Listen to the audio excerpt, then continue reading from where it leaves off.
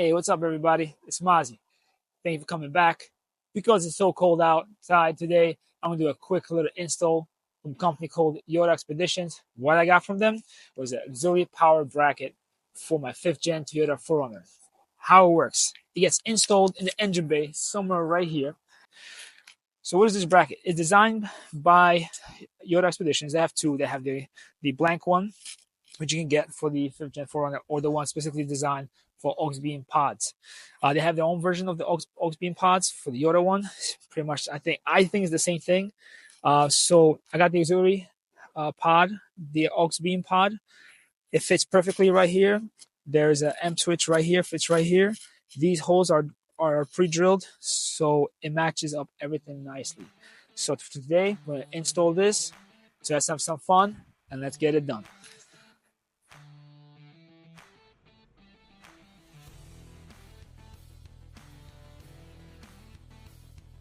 I use a socket wrench from 10mm, 12mm, and 13mm with some extension, and a adjustable wrench to bend the metal. So this is where I bought this from, Yota Expeditions. The auxiliary power bracket for the 4Runner. I'll leave the link below. The bracket's gonna go right over here, so which means I have to relocate this fuse box here to that corner right there. I also have a relay for my grill switch. I want to remove that, leave that to the side for now, until I get the aux beam panel in here and get that wired in. So let's start. This fuse box being held by this bracket. We have to remove this bracket. So first we have to remove this whole fuse box. This fuse box is being held by these tabs here. There's another tab on the other side. Same thing. You press here and you push up. Same thing on the other side. Press in. Move up. It comes out. See these tabs right here? That's what I'm talking about. The one on this side and one on that side. Same thing. So they're a little stiff. Bolt here and bolt down there. Okay, so let's remove that.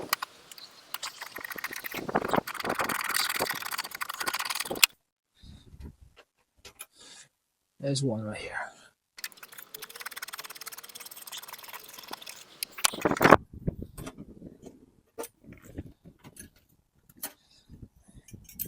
And the whole bracket's here. What I want to do now, I'm just going to put this back. So I have if I really want to reuse it, I want the threads to be good.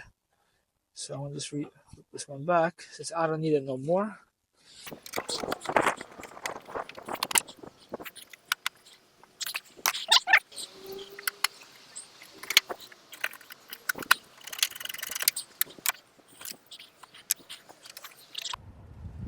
Now you have to remove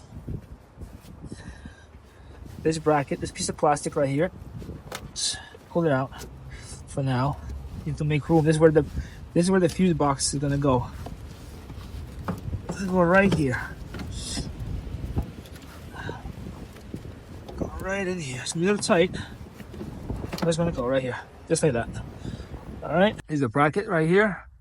See how it's curved? See how it's curved right here? You have to make this straight. Also, this little lip right here. There's two ways you can do about it. Some people want to cut it. Some people want to straighten it. I want to straighten it just in case I want to reuse it again. And then I'll straighten this out. So, my little tool right here. Just flip this open. It's nice and easy. Nothing crazy. It's not that hard. Keep it straight. There you go. Boom.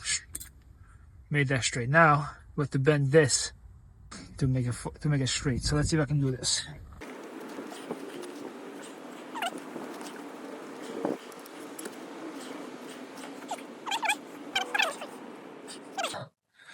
Not bad at all. Let me straighten this out a little more.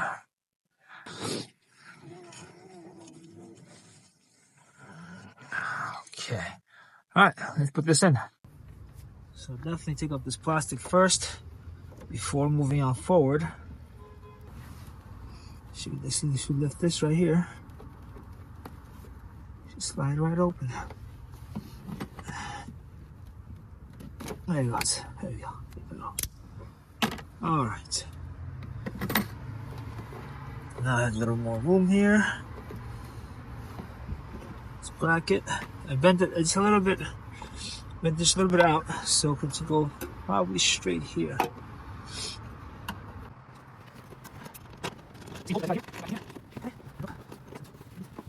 Now grab the relay box right here. It's a little stiff, a little hard, so just move over. You remember you gotta catch it right here, so then throw it in.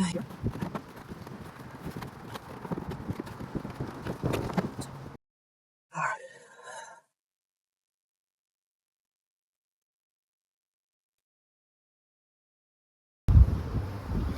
So now this panel goes right over here.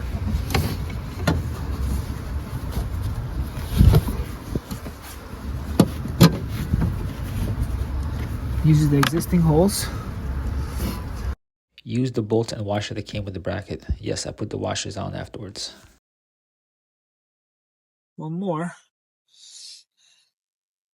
That's gonna go right on the bottom through the fender. So let's do that. So I'm gonna put one right in there. It's gonna come out somewhere over here. Alright guys, I'm sorry my camera died, but here are the bolts that came with the bracket.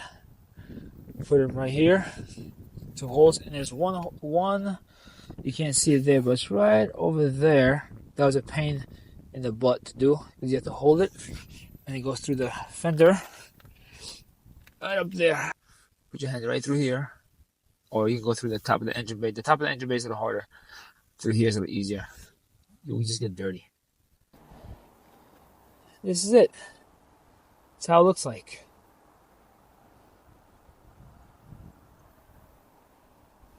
Thanks for watching. Sorry, couldn't give you the whole video. My camera died and is dying right now as I speak. But this is it. Stay tuned. There's more to come. Take care. Till next time.